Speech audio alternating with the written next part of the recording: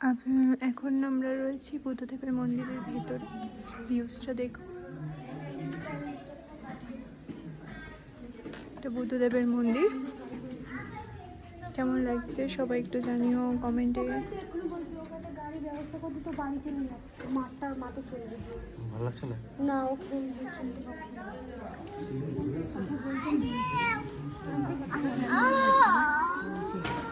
ভিতরে তুলতে পারবো? হাই করো। ভালো করে দেখ।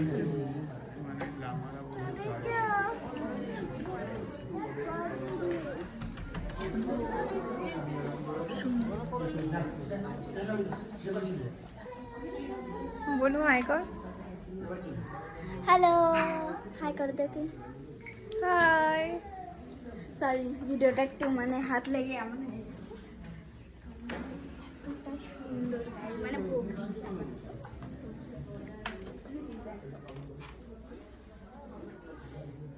ভীষণ ভালো লাগছে এখানে এসে, আমারও তো মনটা কেমন শান্ত হয়ে যাচ্ছে। মন্দির এমন একটি জায়গা, এতটাই পবিত্র জায়গা।